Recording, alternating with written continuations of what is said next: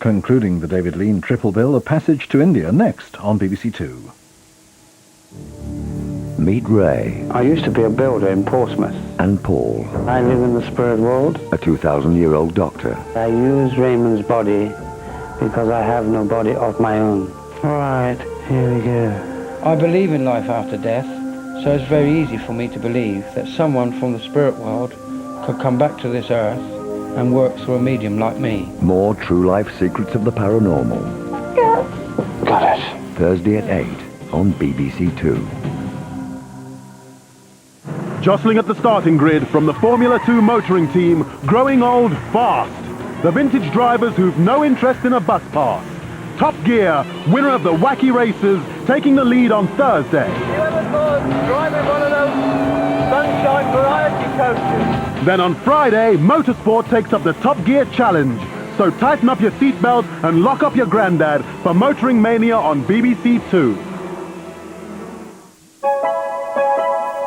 Now on BBC Two, a chance to escape to another time with some breathtaking cinematography, as we conclude our afternoon triple bill of David Lean films, an epic production nominated for 11 Academy Awards and an Oscar for Peggy Ashcroft, A Passage to India.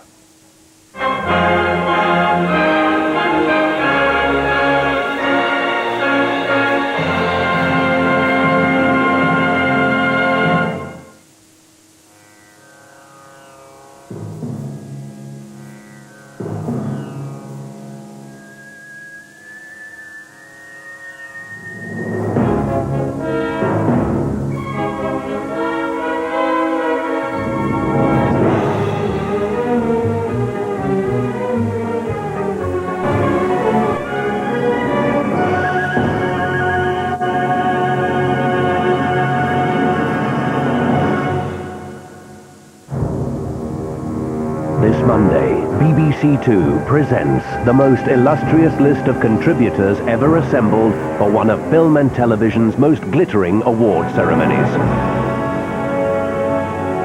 It invites you to sit back and enjoy the ride as the contenders do battle for these awards. And to witness the controversy attendant upon all such events. I've been given nothing. Big butthead! It looks like our presenter's going to need a very brave heart. Lucky it's Ruby Wax. The BAFTA Craft Awards, Monday at 7:50 on BBC Two.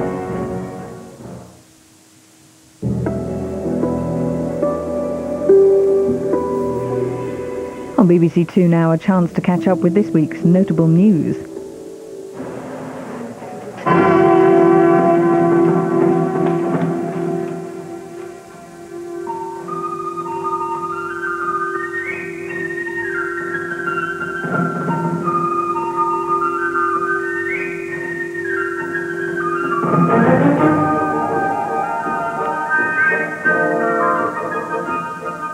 This week, What the Papers Say is presented by Peter Bradshaw of the London Evening Standard. Hello. Easter is over, spring is here, the clocks have gone forward, and the cows are skipping, frolicking, rolling on the ground, and doing bicycle kicks in the air with their hooves. The spores of BSE and mad newspaper disease are more or less dying away now, but one of the symptoms is the flashback to earlier psychotic episodes. Does anybody remember Sarah Cook, the 13-year-old Essex girl who sent the papers wild with her headstrong plans to marry the 18-year-old Turkish waiter she met on holiday?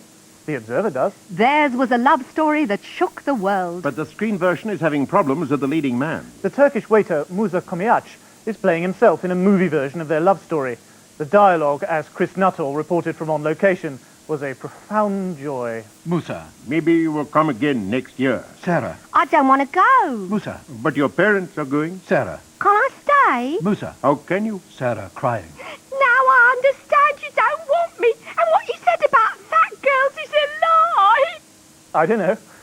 Mad or not, the newspapers had their eye on some sacred cows, and they don't come much more sacred than Tony Blair, who this week was tempted by the Sunday Telegraph to indulge in hubris and the sin of pride. Why I am a Christian.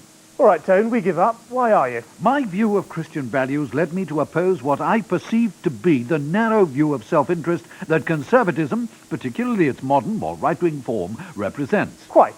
Tories, I think, have too selfish a definition of self-interest. They fail to look beyond to the community and the individual's relationship with the community. That is the essential reason why I'm on the left rather than the right. Despite the headline, Mr. Blair's article is actually Why I Am New Labour, rather than Why I Am a Christian.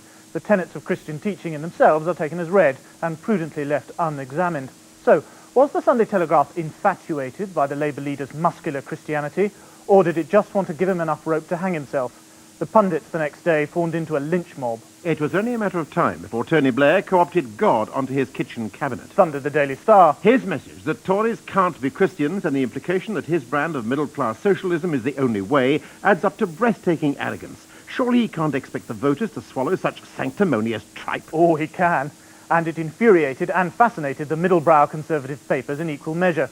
On the same day in the Daily Mail, the debate was gingered up by Simon Heffer. What makes Tony Blair think his party has a monopoly on Christianity? He predicted those wavering Tories whose vote Tony longs for will be deeply offended by Tony Blair's blithe assertion that the Labour Party is the political expression of their religion. Mark Lawson in The Guardian pointed out how revealingly preoccupied Blair was with the figure of Pontius Pilate, agonisingly torn between what is right and what is expedient. He apparently imagined some gruff first-century Alistair Campbell muttering in the Roman governor's ear. I agree with you, PP. The geese is almost certainly innocent, but that's not what the Reader's Poll in the Galilee Sun is saying. Let him go, and you can kiss a second term goodbye. As the pundits' bovine lowing gets out of control, is it too late to remember that Mr. Blair actually began by saying, I do not believe that Christians should only vote Labour. Well, yes, it probably is too late, but who cares? Roy Greenslade in The Times accused the Sunday Telegraph of masterminding a news stunt by provoking angry reactions from Tories for a separate news story. He pointed out it canvassed opinion from two of them, the party chairman, Prior Winnie, and Anne Widdicombe, the Home Office Minister, before they had a chance to read the article. Before we get too carried away, though, we should bear in mind the tiny print at the bottom. Tony Blair was talking to Matthew Dancona. So it wasn't actually by Tony Blair as such. What happened is that Tony Blair gave a lengthy interview to the journalist, who then went away and wrote it up in continuous prose, in the first person, and the finished product was cleared by Tony Blair, and undoubtedly Peter Mandelson and Alistair Campbell as well, for publication under the leader's name. But surely Matthew Dancona played some part in shaping and guiding Mr. Blair's printed thoughts. How pleasingly symmetrical, then, that Dancona was able to publish a column in the same paper, in which, with remarkable intellectual agility, he was able to answer Mr. Blair's ghost-written arguments immediately. The Tory faith of Tony Blair. He says triumphantly. The Labour leader says he is a Christian socialist. The irony is that he sounds more like a Christian Tory. And who could have helped to make him sound like that, do you think? Well, the Labour leader knew what he was doing, and as an example of pre-programmed press controversy, Tony Blair's goody two-shoes Christian apologia was a classic. There is another sacred cow that's had an axe taken to it by the tabloids this week, namely Princess Diana, and particularly her legs. Princess Lumpy Legs. Stress leads to cellulite shocker for Diana. Exclusive story on more amazing pictures, pages 8 and 9. Inside was the terrible and rigorously scientific proof. Cell shock. Diana's legs, which were trimmed 2 years ago, show telltale signs of the saggy look of cellulite. That's right. The paparazzi, those paragons of old-world courtesy that hang around outside Diana's gym, have made the astonishing discovery that Princess Diana is getting older.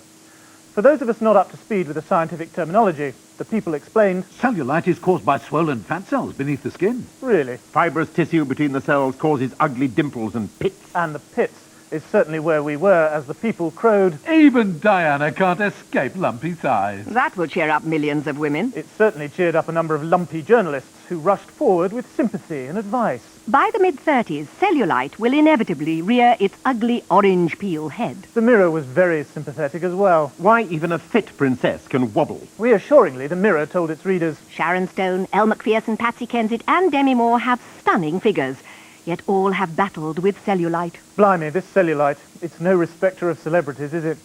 Well, what effect can all this attention have had on the lumpy-thighed princess herself? Was she delighted by the sincere outpourings of sympathy and scientific and cosmetic advice? Believe it or not, no. Nice coat, but don't mention the cellulite. Princess Diana, who once seemed to revel in displaying her firm thighs as she went to and from the Chelsea Harbour Club, was overcome by uncustomary modesty yesterday. How very unsporting of her. Experts believe the stress of the bitter divorce negotiations over the last few months may have contributed to the unwanted orange peel appearance of her thighs. Well, thank heavens for those experts, eh? Without whom this would be a crude and unpleasant exercise in misogyny and voyeurism. The Daily Mirror sensitively revealed that Diana went to inordinate lengths to avoid being photographed. The Mirror described Di's cellulite shuttle. a 6-step routine for Diana to leave her health club and into her car while facing the wall the entire time. 1. Setting sail out of the harbour. Your workout is over and you're feeling fit. 2. Take the stairs, but no steering. Now this is tricky if they're going to snatch you. It's now, walking down the steps. 3. The rheumatic drill is a pain. Now, stroke your wall. Take it slow. It's your wonder wall, oh yeah. 4. The Taj Mahal solo step. You stand there all alone in the middle of the car park. 5. Escaping a near miss. Keep your eyes trained on the wall. 6. The car, and back to base. Okay, you've made it to your seat. Is Diana a sacred cow that the tabloids have finally driven barking mad? It certainly looks like it from those pictures, but Diana fiercely denied the whole business. I have not got cellulite. She insisted. It was just marks on my legs from the leather car seat. The Mirror had a different line. Diana. It's a fat lie. I don't have cellulite. It's bar stool marks. She had been on a bar stool for some considerable time, and the marks were imprinted on the back of her legs. It didn't convince the Mirror, who asked their readers to adjudicate. Was it the bar stool? What a lump of lard. Charming. Eventually, the paper shyly revealed that Diana's new plan was to be accidentally photographed in perfect shape, and claimed, she says, That'll show them, and those ghastly people who had the nerve to suggest I have a cellulite problem. well, Princess Diana has arguably done well from those ghastly people in the past. But this ungracious and ungallant story about the meaningless issue of cellulite is the shape of things to come, as the tabloids collectively decide that the story is no longer how beautiful Diana is, but how old she is looking. It's in a similar vein to an unpleasant tabloid trick of snatching shots of famous women, and it is only women looking off guard and unmade up in the street. Leslie Joseph, Sarah Lancashire, Amanda Burton, Paula Yates, Ruby Wax, Princess Diana. You've got to wonder how well those male Adonises taking the pictures and writing the copy would stand up to similar treatment. Elsewhere in the press, there was still the odd mad cow to be seen thrashing in the pasture. There's a strange calm after the storm tone to the press coverage now, after the ferocity of the past few weeks. Mad cow alert. Mad cow alert. Mad cow alert over kids. Farmers facing ruin as Britain is gripped by mad cow scare. It's mass murder. 4.5 million cows to be slaughtered. But as this panic spreads away from us, it leaves behind a strange note of unreality. The Sunday Telegraph reported solemnly, Ministers plan to dump mad cows in the sea. a horrible image there of Douglas Hogg and Stephen Dorrell with a gibbering cow under each arm, marching down to the beach under cover of darkness and then heaving them into the surf. Not the only way of getting rid of them, of course. The Financial Times, with a straight